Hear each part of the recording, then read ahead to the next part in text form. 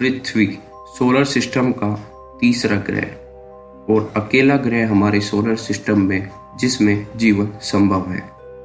इस ग्रह पर लाखों प्रजातियां वास करती है और इनमें सबसे खास है मानव जिसने अपनी टेक्नोलॉजिकल डेवलपमेंट से आज अपना दर्जा सबसे ऊपर कर लिया है।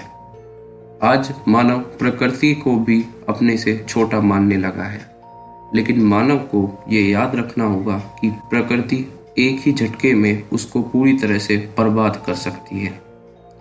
नमस्कार दोस्तों, मेरा नाम है अतुल और मैं स्वागत करता हूँ आपका अपने चैनल एक्सप्लोरर्स में। आज हम बात करने वाले हैं उन 5 चीज़ों के बारे में जो मानव सभ्यता को एक झटके में ही पूरा खत्म कर सकती है। तो चलिए डिस्कस करते हैं।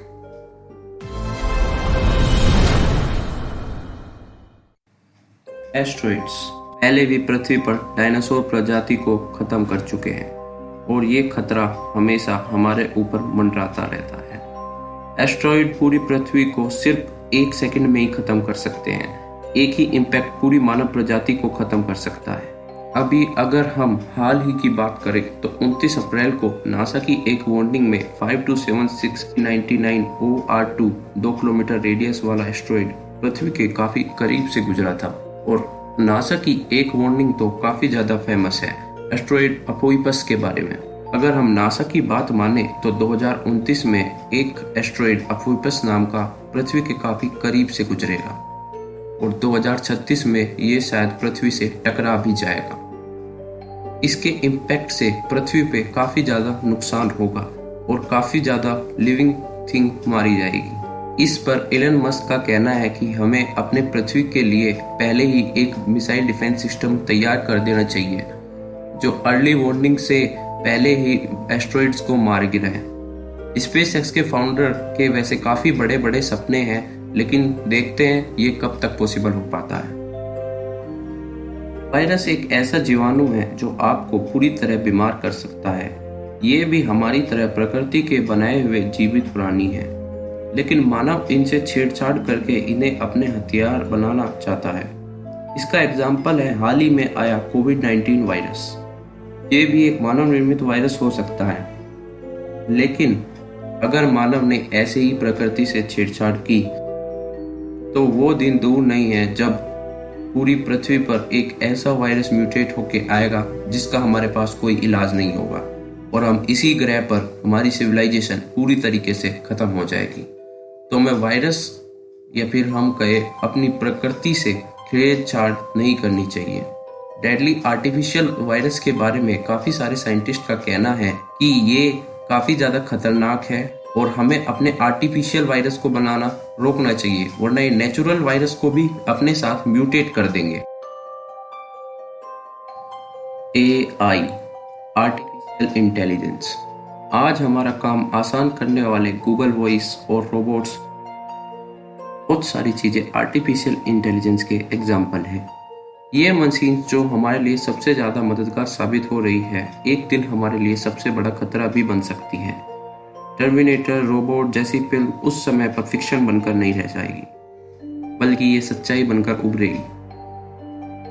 AI के बारे में बहुत सारे बुद्धिजीवों का भी यही मानना है, जिसमें शामिल है स्पेसएक्स के फाउंडर एलन मस्क, जिनका मानना है कि किसी दिन AI एक ऐसा डिक्टेटर बनकर उभरेगा जो अमर होगा और इंसानों को पूरी तरह बर्बाद कर देगा। एलन ट्यूरिंग जो कि फाउंडर है AI के, जिन्होंने वर्ल्ड वॉर 2 में काफी ज्यादा मदद की थी इंग्लैंड की एनिग्मा को तोड़कर। ये आप एमिटेशन गेम देख के भी इसके बारे में जान सकते हैं। इनका यही मानना है कि जब किसी दिन मानव अपने से ज्यादा बुद्धिमान मशीन का आविष्कार कर देगा तो वो आविष्कार मानव का आखिरी आविष्कार होगा। तो AI भी हमारे लिए काफी ज्यादा खतरनाक साबित हो सकती है अगर हमने इसको अच्छी तरह यूज नहीं किया। हमें इसे हमेशा अपना लेबर बना के रखना होगा।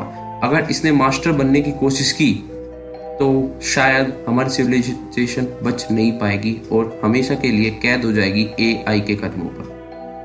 इस चीज का ध्यान रखते हुए भी हमें आगे अपनी डेवलपमेंट पर ध्यान रखना होगा। सन, सूरज जो पृथ्वी पर हर जीवित चीज के लिए जिम्मेदार है, एक दिन इसके अंत के लिए भी जिम्मेदार होगा। सूरज भी एक मशीन की तरह है जिसके अंदर हर समय हाइड्रोजन हीलियम में बदलता रहता है, और जिस दिन इसके अंदर का हाइड्रोजन खत्म हो जाएगा उस दिन इसकी ग्रेविटी कोलैप्स कर जाएगी और इतना बड़ा सूरज एक रेड जाइंट बन के उभरेगा। रेड जाइंट यानी सूरज का साइज आज से 10 गुना बड़ा हो जाएगा, और जब सूरज का साइज आज से 10 गुना बड़ा हो जाएगा तो हमारी पृथ्वी भी उसके अंदर समा जाएगी, क्योंकि अंदर ग्रेविटी कोलैप्स कर जाएगी, अंदर प्रोसेस चलेगा नहीं, अंदर हाइड्रोजन और हीलियम भी खत्म हो चुके होंगे, जिसकी वजह से पूरा का पूरा सूरज का जो सरफेस है वो कोलैप्स कर जाएगी। अगर किसी भी चीज से हमारा अंत नहीं हुआ तो इस चीज से तो पृथ्वी पे 700 करोड़ साल बाद अंत जरूर हो जाएगा और हमारा सोलर सिस्टम हमेशा के लिए बर्बाद हो जाएगा। तो इससे पहले कि सूरज 700 करोड़ साल बाद ऐसा कुछ हो, हमें दूसरी गैलेक्सीज, दूसरे सोलर सिस्टम्स में रहने की अच्छी जगह ढूंढनी होगी।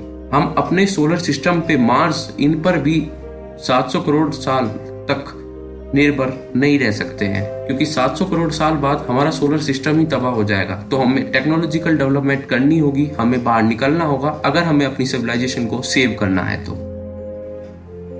न्यूक्लियर वॉर आज हमारे अंत के लिए फिलहाल जो सबसे बड़ा खतरा है वो है परमाणु युद्ध। दूसरे वर्ल्ड वॉर के दौरान 2 परमाणु बम ने जो तबाही मचाई थी हिरोशिमा और नागासाकी में, उसे हम बिल्कुल नहीं भूल सकते हैं। परमाणु बम मानव का अपनी डिस्ट्रक्शन के लिए बनाया हुआ सबसे बड़ा हथियार है। इससे मानव अपने आप को तो पूरी तरह से तबाह कर ही देगा, साथ ही में अर्थ को भी लाखों साल के लिए इनहेबिटेबल छोड़ जाएगा।